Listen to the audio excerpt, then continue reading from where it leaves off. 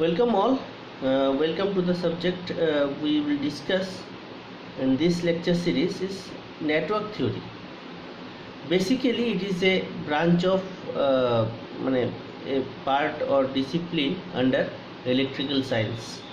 It describes how the energy is transferred from one device to another device. A basic model of the network theory is given by network model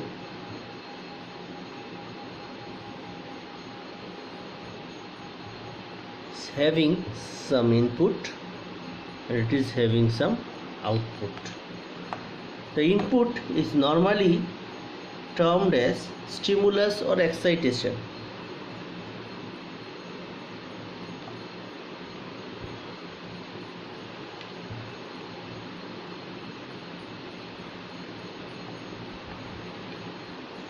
And the output is called or termed as response.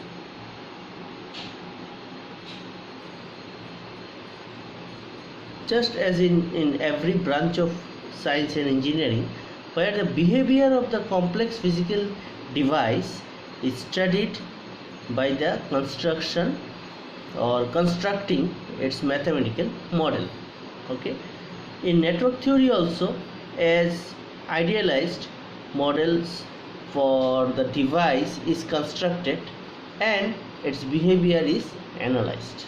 The thing is that the input or stimulus will be applied to the network model and the output response will be studied.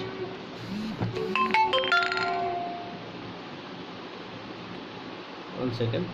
So this is called the response. Okay, response will be studied. Based on this network model will be maybe identified. The network theory deals with the deterministic or determination of the response of the network model to a stimulus or excitation, as you can see in this figure. In electrical engineering, it is often possible to separate the excitation and the response. Means we are able to separate it out, the excitation as well as the response. Based on that, we have to model the network. The network model itself is an interconnection of the various idealistic models of physical devices. Okay, say it is an electrical device. I am just writing a ED. So it is an electrical device having some terminal inputs, so that can be modified using this kind of connections. We will see what is lumped network and all. This is the terminal pair.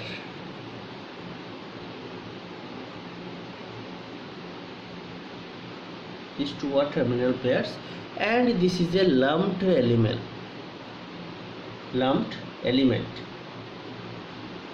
So as you can see, this is the electrical model or electrical device, and this is the lumped element or lumped model, you can say. This one is the lumped model and this one is the electrical device. Next, we will discuss the elements of a network. So elements of a network. There are basically two elements. You might know this. One is active elements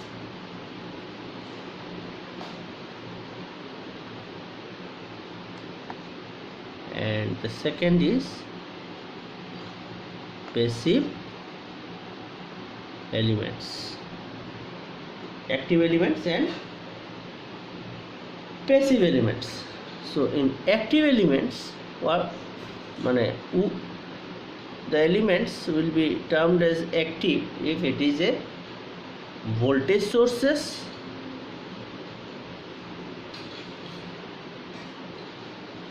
and current sources. And accordingly, passive elements are, what are the passive elements? The resistors, inductor and capacitor. Resistor, inductor and capacitor. These are the active and passive elements. So in basic electrical engineering you have studied all those things, though I am just discussing as a very basic of this. The active elements are those elements which are capable of delivering energy to the networks or the devices which are connected across them. So as you know, this voltage source and current source are the active elements which can deliver the electrical energies to the passive elements. Okay, so for example, this may be a active element which is supplying some energy to the passive element. It may be R or inductor or capacitor. Okay, any one of this.